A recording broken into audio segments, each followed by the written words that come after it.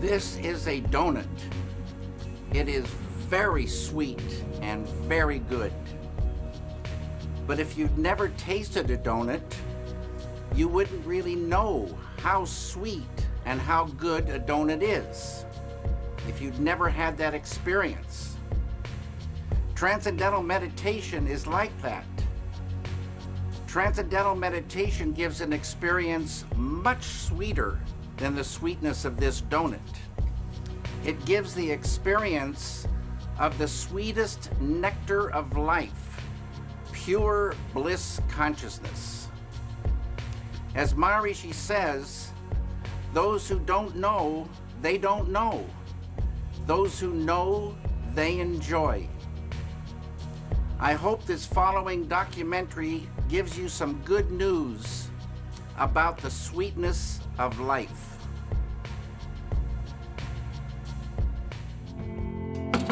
Okay. This here represents the surface of life. Surface. And we see surfaces, you know, surfaces. And about 300 years ago, scientists, they started wondering what was this wood and what was this metal and what was it really? So they start looking into matter. So this side is matter, and this side is mind.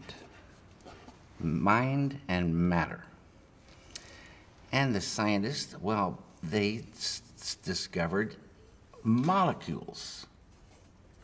Deeper they went, and they discovered these atoms.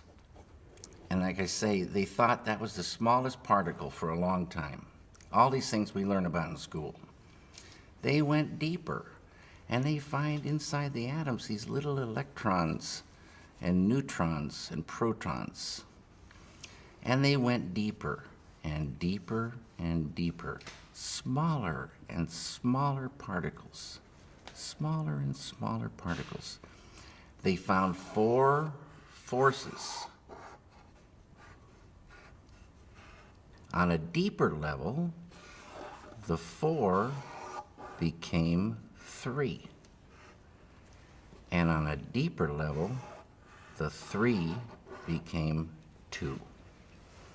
And then, about 30 years ago, modern science, quantum physics, discovered the unified field. The unity of all the particles and all the forces of matter, of creation.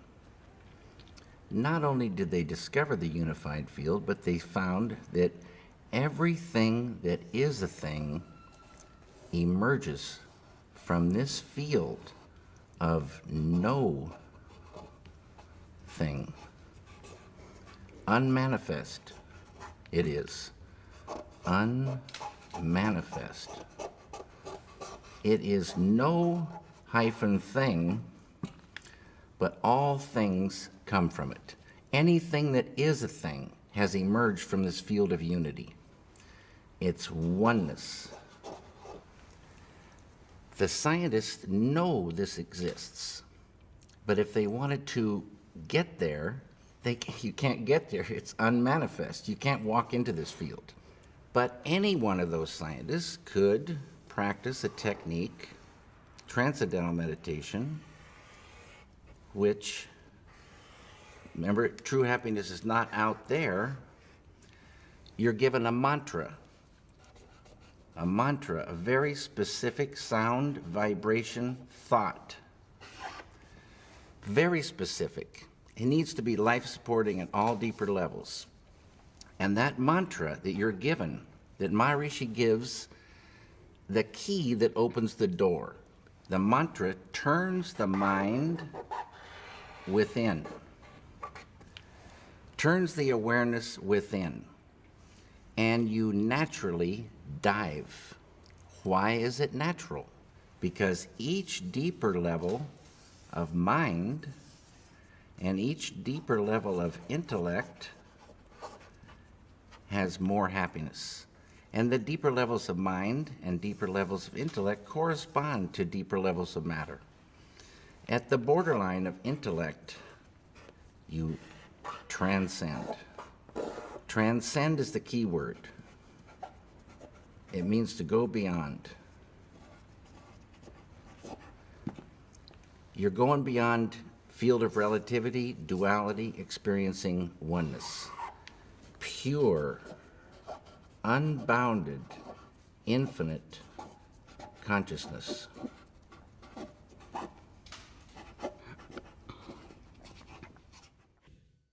This consciousness has qualities: infinite creativity, intelligence, energy, love, power, and bliss. Dynamic peace. Always been there, never had a beginning, it is and it will be forever. Unbounded, infinite, eternal, immutable, immortal consciousness, fullness. Any human being can experience this easily and effortlessly with transcendental meditation. Transcendental meditation is just a vehicle to get you here.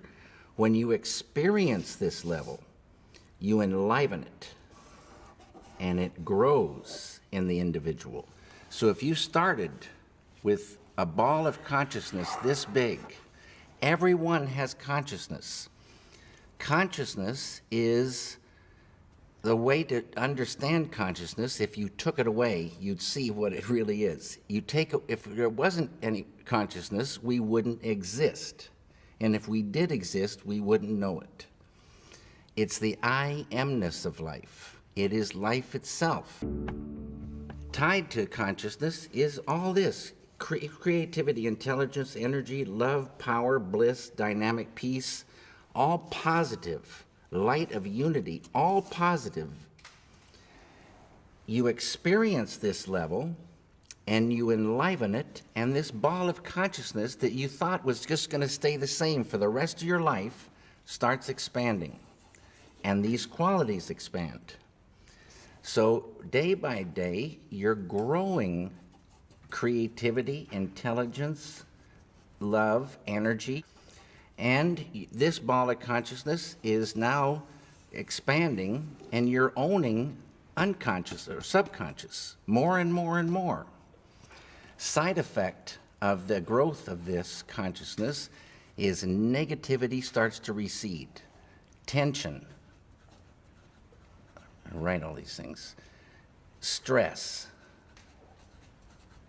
anxiety, sorrow,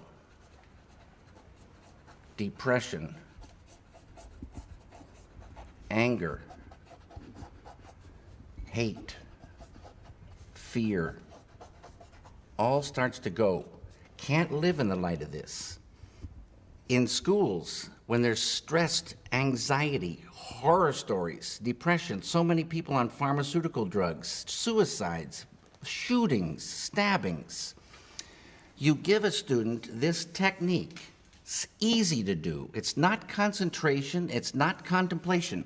Concentration, contemplation keep you right on the surface.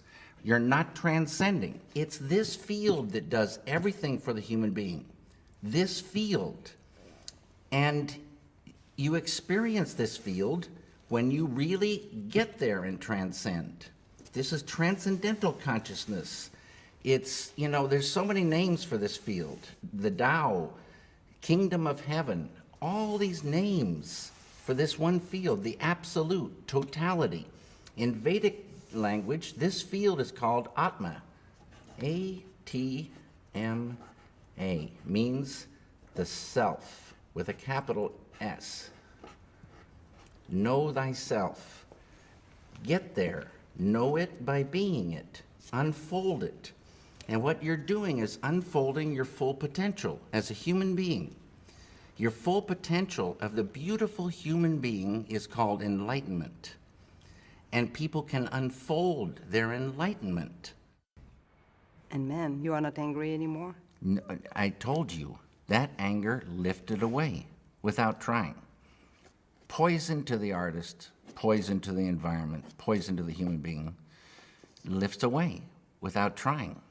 But it's not that you become numb and sleepy and don't want to work. You get more energy, more enjoyment of the doing. And negativity lifting means that conduit of the flow of ideas, the flow of creativity, is not cramped by that. Negativity restricts that flow. So, you know, and you can still have righteous anger, being very strongly for something or against something, beautiful. But the kind of anger that is just bitter, just like selfish kind of anger, no one wants to be around this kind of person, and the person's poisoning himself. The person can't work so good. That's mind control. Negativity is really mind control. Depression controls the mind now. Can't work. Anger controls the mind. You can't work. Sorrow. Some people hold sorrow for years. And you want to visit them and cheer them up, but it doesn't do anything. You get them the chance to transcend and watch what happens. Sorrow will lift away. They'll be back on the road. You started 34 years ago to go deeper and deeper into that spiritual journey, but it's lately only that you decided to go public about it more and more. What was the ignition point, or in your life or in the world, that made you want to talk about it? What happened? This right here, Water the Root Peace Creating Group. This one here, I don't know where Over my there. pen. This is the individual here, and the same phenomenon happens with a group. Lots and lots of people, square root of 1% of a population. So, like I said, for France, 750 to 1,000 do the thing. A group, quadratically more powerful than the same number scattered about. And this is a thing, like my friend Dr. John Hagelin says, if you have two loudspeakers and they're separated, you have one volume, you put the two next to each other and you got the equivalent of 4 loudspeakers. You put 3, you've got suddenly the 9. It's called constructive interference. It's a real thing. A group, close, doing the program, advanced techniques.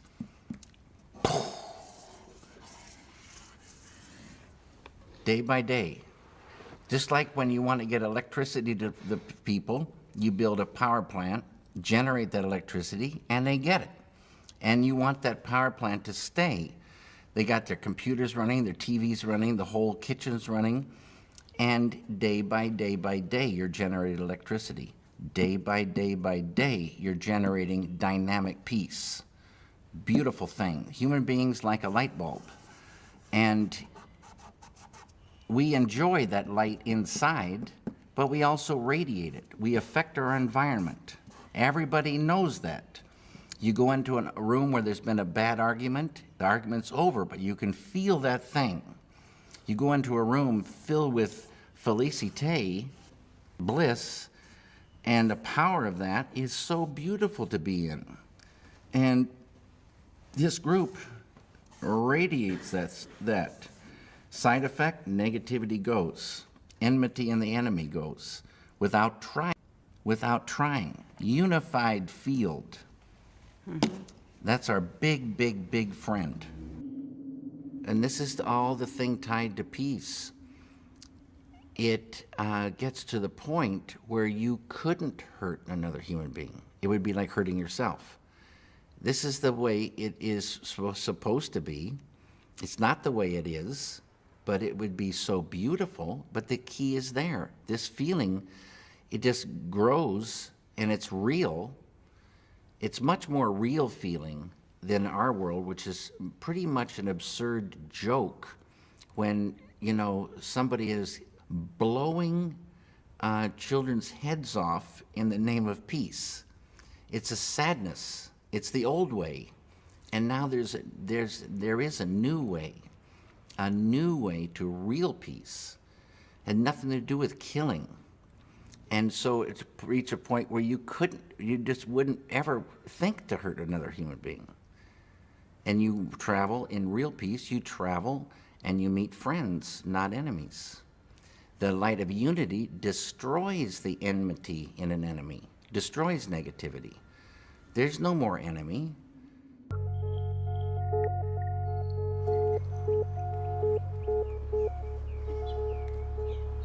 I hope you enjoyed this documentary. Thank you very much. And I wish you all the very, very best.